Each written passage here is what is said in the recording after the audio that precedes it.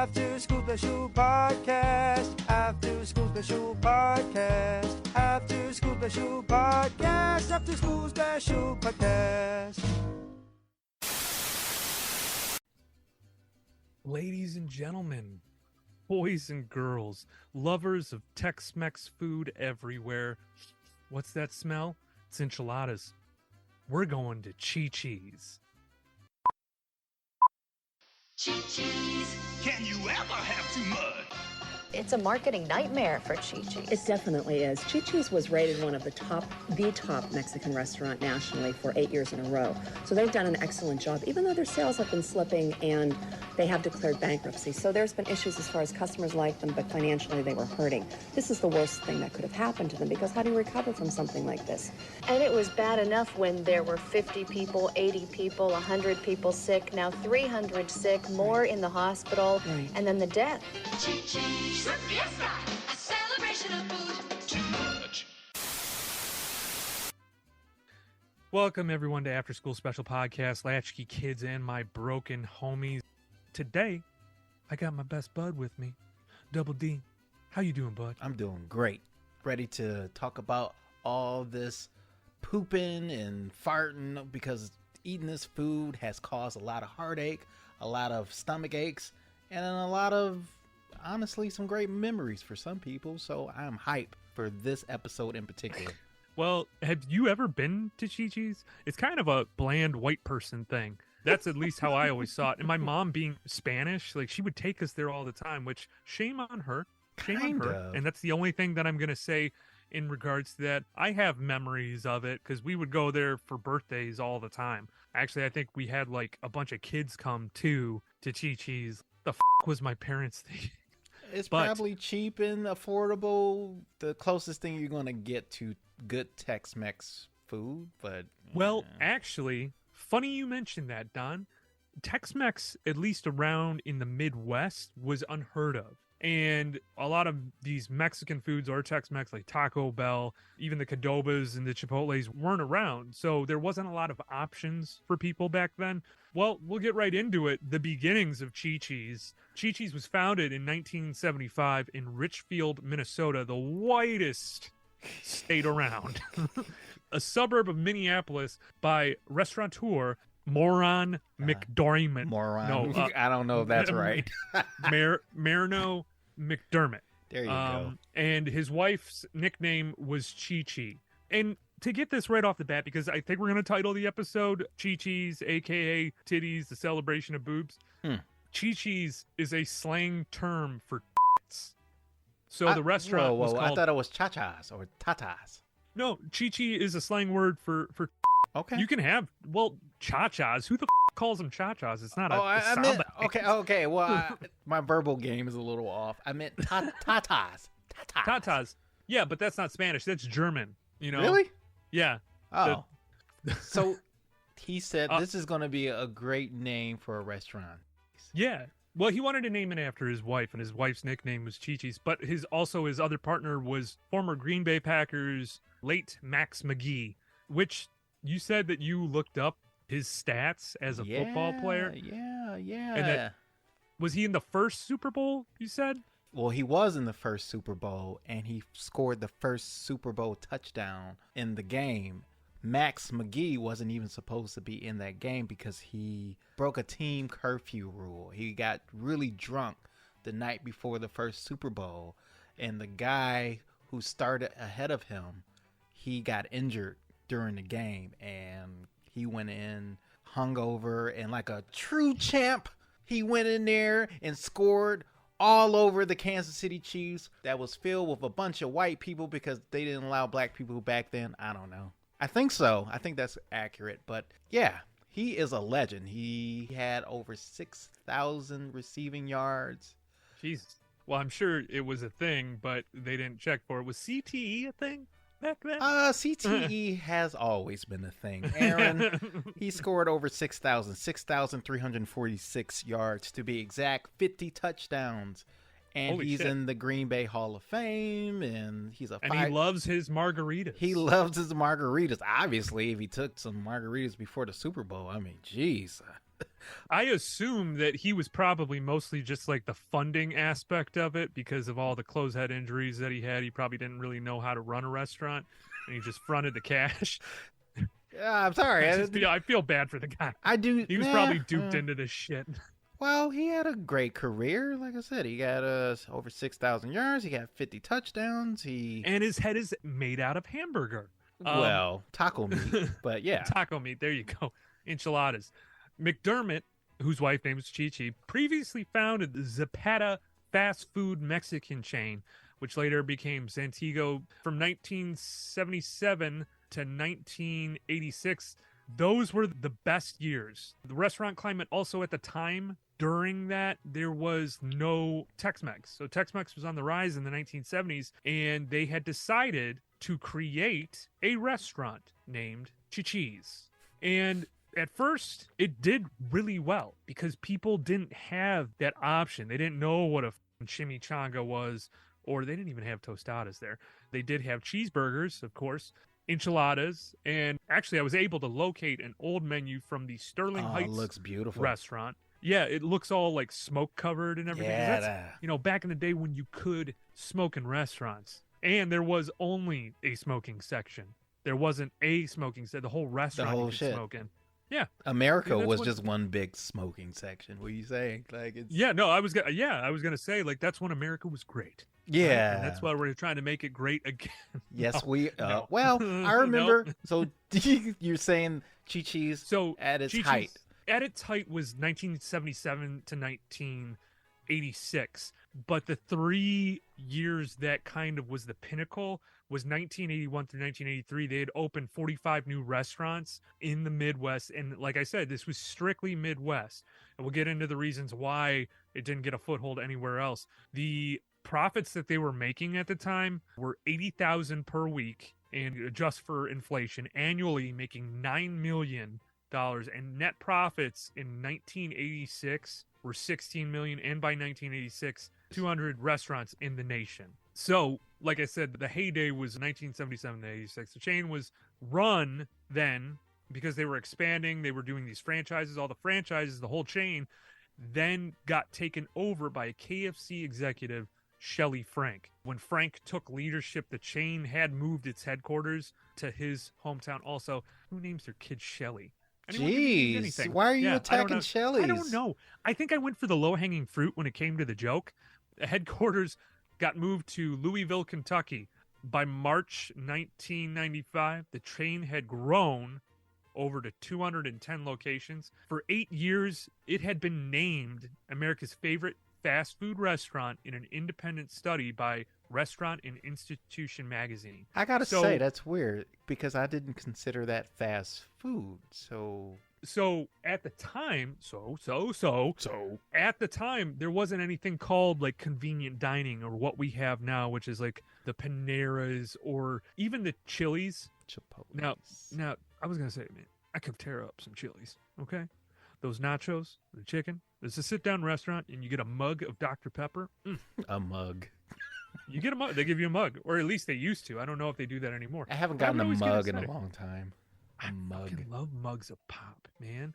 Specifically Dr. Pepper and all the ice that they put in it, free refills, and then you get the. You gotta have root Anyways, beer. we're talking about mugs, and now I'm getting hungry. I think I'm gonna have to DoorDash something here in a second. These food episodes that we've done before in the past, it makes my mouth water. Yes. So one of the things that they were famous for, and as far as I know, I'm pretty sure the chimichanga was created by Chi-Chi's. That's a Tex-Mex creation, the chimichangas? I believe so. So one of the other things that they had, or what people really craved there, one, chimichangas, but the fried ice cream. And now there are a lot of Mexican restaurants that do that because Chi-Chi's made it popular. And then you have these assholes that come into like a mom and pop Mexican restaurant. You always know the Mexican food's going to be good when there's a grandmother or two grandmothers working in the back, like hand making tamales. I've seen my grandmother do it, the best tamales I've ever had. And then also bubble bread. I can't remember what it was called. My mom would know what it was called.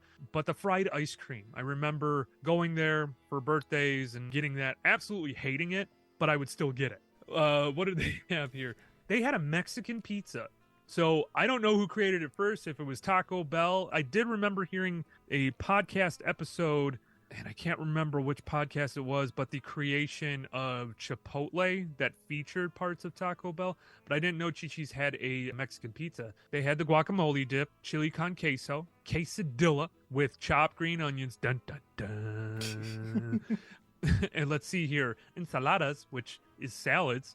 Taco salad, guacamole salad. What the is a guacamole? Let's see. Well, I can tell you the origin of chimichanga real quick, which... Please do. Exactly as you thought, it's uncertain. It's from the Mexican term chimichanga. One account adduces that Sonoran immigrants bought the dish with them from Arizona, but some people think that it came from a Mexican restaurant in Arizona, but they don't know exactly where. But one source, Monica Flynn, the founder of the Tuscan, Arizona restaurant El Charro, accidentally dropped the burrito into a deep fat fryer in 1922.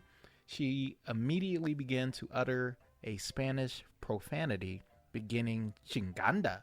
What the hell is a chinganda?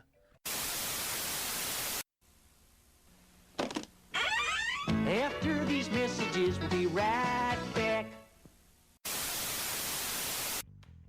Hey babies, you liking the show? Well, thanks. Leave a 5-star rating and a comment, please. Do you want to see the guys' faces? Well, they got YouTube videos. You can watch this podcast on any major platform you listen to. Rate 5 stars and comment. Thanks, babies. I'm looking at these combinations, dude. You could get, let's see, you could get a chimichanga, special beef. I don't know what the special beef is. Yeah, shredded beef flavored with a mixture of Mexican spices, it looks like. And then also delicious combinations. These are all like $5.95, $5.75. Chi-Chi's special dinner, $6.95. Man, our parents had it easy.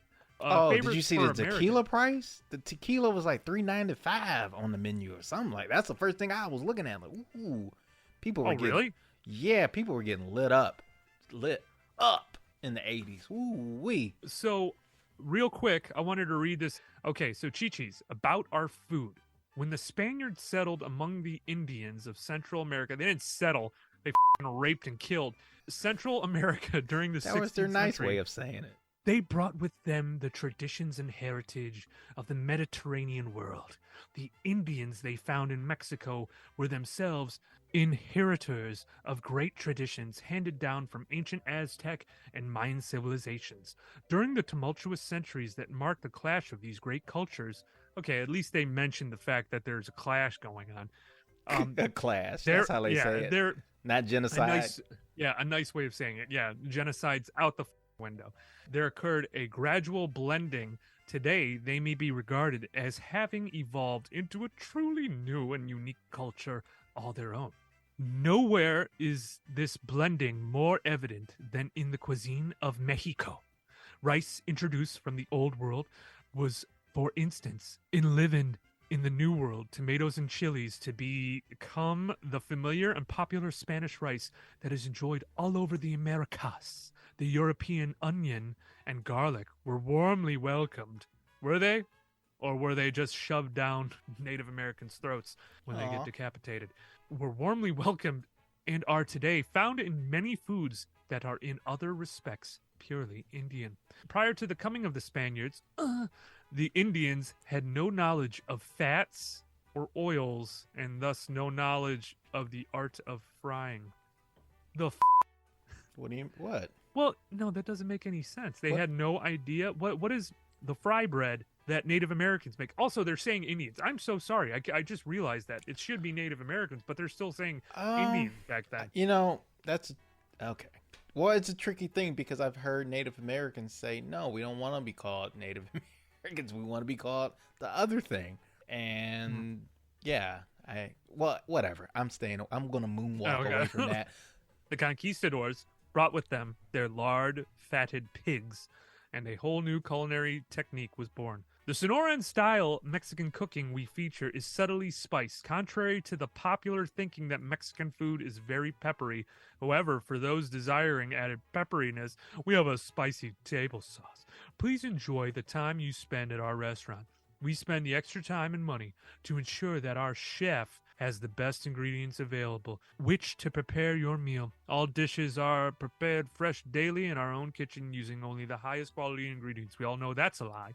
All right. Well, their intentions was to introduce Mexican food to an American population, but do you think that's the case, though? Of course, it's not the same. It's not authentic Mexican food. It's like they just wanted to introduce the concepts of some of the food that they make, but they also admitted that the palate of Mexican people, their authentic food is totally different for Americans. So like Mexican food is considered way more spicier than Tex-Mex food. It's bland. It's like in comparison, it's Midwest food. Yes. So I think it was 1986 is when they changed the legal age of drinking, and Chi-Chi's saw a decline in their numbers because young kids were not allowed to drink, but a lot of Chi-Chi's still allowed kids to drink during that, high schoolers. I can't remember what the legal drinking age was. I think it was 18. So, and they still let them come in there and drink. I know, or I had heard, because I had gone to the Chi-Chi's by us probably my freshman year of high school, and there had been things going on like sophomores and juniors going there to get wasted at Chi-Chi's drinking margaritas. And their margaritas, these people were not like specialty bartenders. They're not going to make a supreme gin and tonic. Well, you know, those margaritas when I was a kid, when my mom very rarely had some alcohol with her meal, I thought those margaritas was like Slurpees. So I will always... so did I. They look delicious. Yes, they look delicious. And then when I got older and I tasted my first margarita, I thought it was disgusting. Because I'm like, what the hell is this? I thought it was going to be sweet, but they got the salt around the rim. Like, salt. But now it's delicious. But what was the first thing you ever drank when you turned 21? Because I bought a bottle of J&B Scotch because I thought I was cool. And I took a swig of it, and I was like... Oh, I know exactly what I drank. I drank Arbor Mist. Arbor Mist? Yes, I did. That's all I would drink. Arbor Mist. When I wasn't of legal age, it was Smirnoff Ices. Everyone was like, don't you want to drink beer? I'm like, ew, it tastes nasty. I'm just going to drink Smirnoff Ice.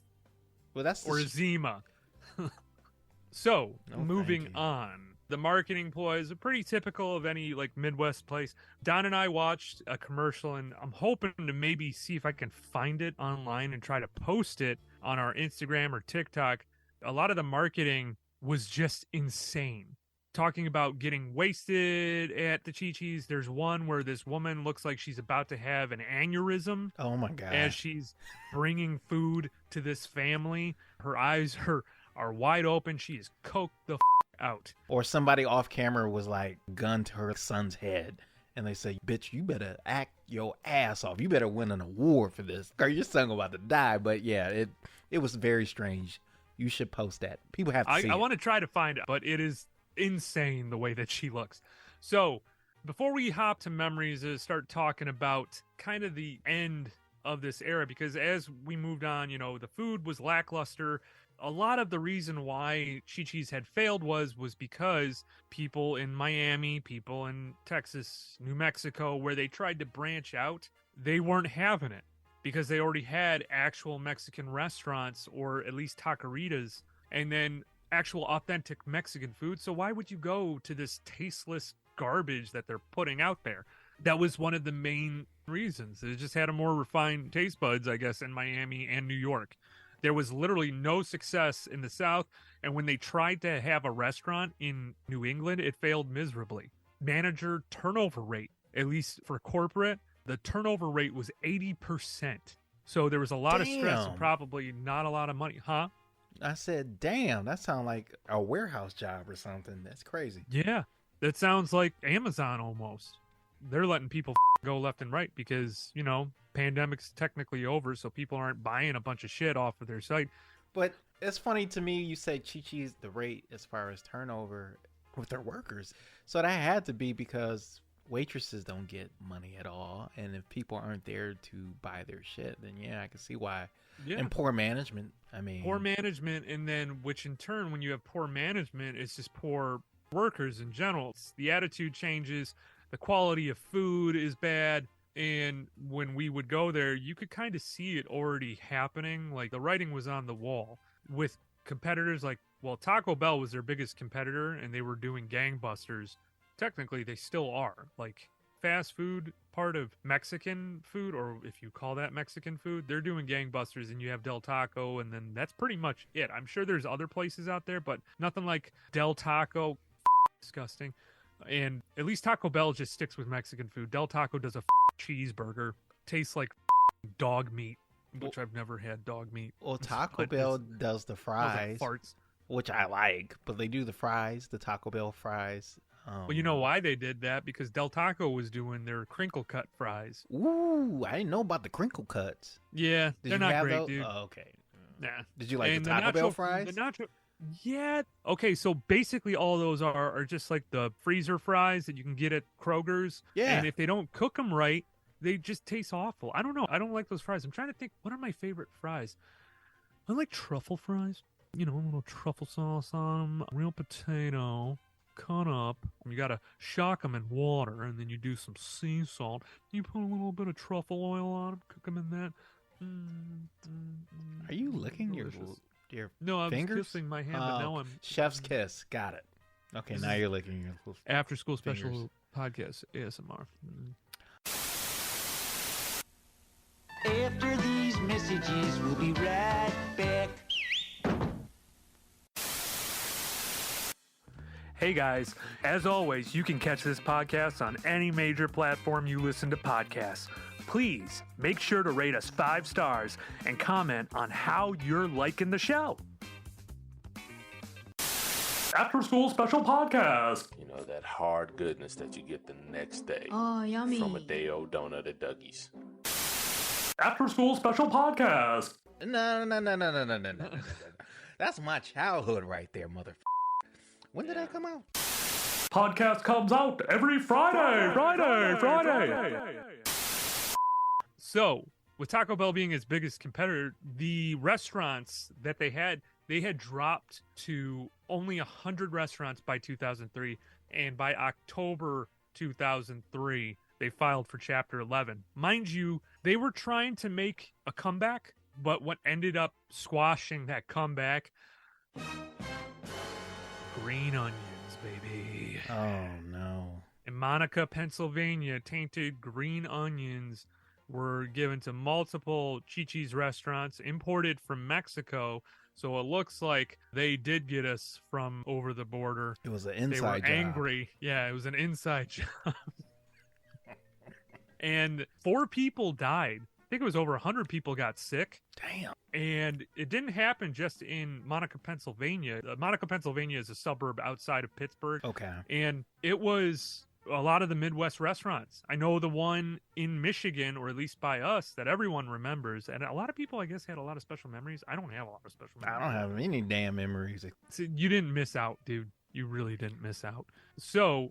yeah, it kind of spread all over the place. And I remember they were closed for a little bit, but then that was kind of, we even said, it's like, well, that's the beginning of the end. They're shut down because of the tainted green onions. We just thought it was like some type of salmonella poison, like bad chicken or something like that, but it ended up being green onions. So what ended up happening to a lot of these Chi-Chi's, once it completely, at least in the United States, they completely failed and they closed almost all the restaurants. They started getting transitioned into Outback steakhouses. It's so weird. Yeah, you know, like Outback Steakhouses, home of the kangaroo steak. Because one of our friends, our podcast buddies, is from Australia. Oh, yeah? But I was going to say, the land of criminals. That's not a steak. Oh, I'm sorry. That was my Australian voice. That was terrible. Jesus Christ. I see you've played knifey spoony before. There you go. That's better. I want to give a shout out to, because we are talking about Australia, and he is from Australia. Lights, Camera, Rant. We love you, buddy. You're not all born from progeny of criminals over there in Australia, because it was a prison continent for a little bit. So, to continue on, there were actual Chi-Chi's that stayed open in Europe for a little bit. I believe they are all closed now. Or there might be a couple in Germany. I think Denmark had one, and the one in Denmark still might be open. Since then, Chi-Chi's has become more of a grocery brand in regards to chips and salsas, and I believe taco mixes and whatnot. But that's pretty much where Chi-Chi's had gone. Like Discovery Zone, did not last very long. Well, it did in a sense. It started in 1975 and lasted till technically 2004, but it was on a sharp decline after 1986 and never got those numbers ever again. So you do have people, though, like any collectors, that buy and sell Chi-Chi's memorabilia. The menus, I guess, they don't go for like a lot of money, but you can buy the menus, which I was thinking about buying one and just kind of framing it and then putting it on the wall. So memories, birthdays. We had birthdays there, the fried ice cream, margaritas. Decor. I remember, though, getting closer to 2000s, the service ended up getting really bad. I remember one time we waited over 2 hours for our food, and when the waitress came back with our food, she didn't give a shit. Why did you wait 2 hours? Why didn't you just leave? My mom is a very patient person and will wait and wait until she can jack you in the jugular. So she took our plates up there and threw them at the bar and looked at the waitress, and she just did a big F you and F you to the bartender, and she got us like, come on, guys, let's go. Like, so sweet afterwards. Like, that's how she got out of her positive system. To negative, and then back to positive. She's the most feistiest little lady I have ever, came out of her bajeen. So, yeah, that's why I'm so angry all the time. So in summary, the rise and fall of Chi-Chi's was due to overexpansion again. And the thing going into markets that they should have done their research first also had to do with their corporate structure in regards to their turnover rate. So probably poor pay, lots of stress in regards to that. If you don't pay your managers well and if you don't treat your employees right, shit's going to go belly up. And then to put the nail in the coffin, those green onions, which are scallions, right? Scallions? I like scallions. Scallions. You don't like scallions? I don't really give a shit. Yeah, they still put. I don't even think they put scallions on anything because of that. You don't get a fully loaded baked potato. You get it with bacon, sour crumb, cheddar cheese, but you don't get the scallions anymore. Oh, because of that? Oh. I think a lot of it had to do with that. But that was pretty much the fall of Chi-Chi's. And the restaurants that had stayed open in Europe only stayed open for a little bit longer, but Americans would go there because it was something that they recognized, especially if you lived in the Midwest. You would go to Chi-Chi's.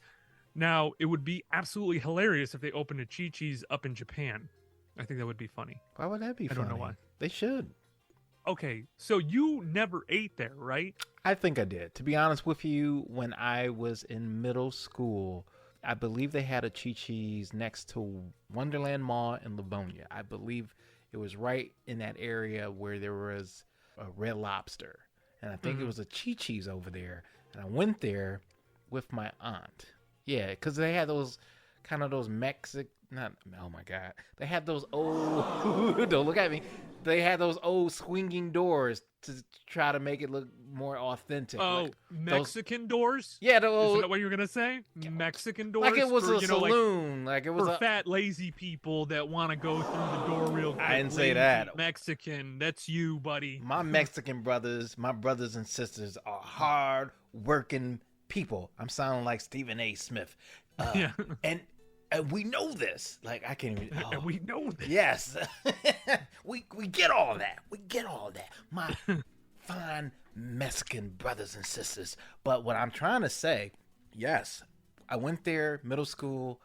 I had a great time. I didn't have a margarita because I was too young. But other than that, I would have gone again. But honestly, we have a great part of town in Detroit that serves a lot of authentic Mexican food. Hell yeah. And I think once I got exposed to that, I couldn't go back to some place called Chi-Chi's. Taco Bell is different. Like Don Pablo's was another one like that kind of opened up, and technically Chili's. Now Chili's, baby back ribs. Okay. Chili's had baby back ribs? No. Yeah, they had the tostadas. Like their Mexican food was almost like microwave Mexican food. And I exactly. Only got it once. I only got it once and I never got it again. So there's a Mexican village in that area that you were talking about there was another Mexican village that opened up on Van Dyke, and we would go there all the time too. And that was like close to authentic Mexican. Like, it's very hard to open up a Tex-Mex place. The only thing you're going to be able to get in there are boomers that want bland, non-authentic. Well, not Mexican. only that, I think your drink menu has to be pretty legit if you're going to like. Well, you can go to Applebee's and get $1 margarita that's like the size of a fishbowl. That's true. So didn't it's they like, have endless margaritas at one point, like 2 or 3 years yeah, ago? they did. That actually created a lot of diabetic people after Yeah. that point because of how much sugar's in those drinks. Diabetes. You can get drinks delivered from those places. Oh, man. What a time to be alive. You can? Yeah. Well, ladies and gents, we hope you enjoyed this podcast on Chi-Chi's, I'm sorry, titties. The celebration of food. I'm sorry, the celebration of boobs. Yes. We want to say again how much we appreciate you guys. We say this every single time for all of the great human beings, the Socrates and Aristotles that listen to this podcast. The Assamaniacs.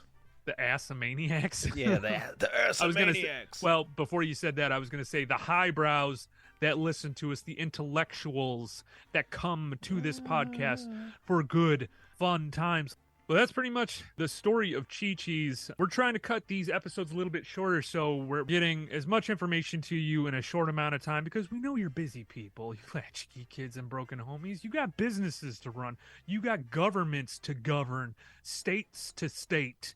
You are top tier. You are special and not... I'm not going to go there. You are the best. So we also just want to let you guys know every Friday before we record our new episode, we're going to go live on Instagram at 5:30 Eastern? 5:30 Eastern time. Eastern time. So Instagram live every Friday at 5:30 Eastern Standard Time.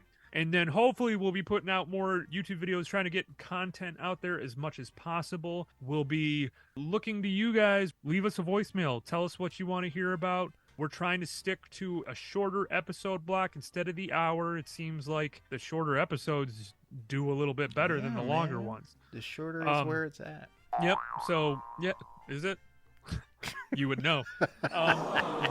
Anyways.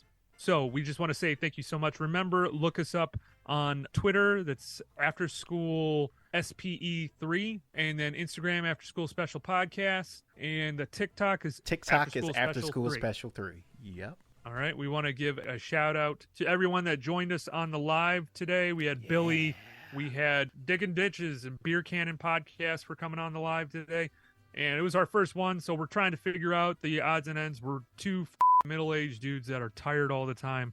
We're trying our best. Be patient. We love you guys. Bye. Hey everyone, it's Aaron from After School Special Podcast. Like what you hear so far? But don't forget to subscribe and download the show on whatever platform you get your podcasts. And just a friendly reminder, we have new episodes out every Friday. Thanks for listening, everyone. We get all that. My fine Mexican brothers and sisters.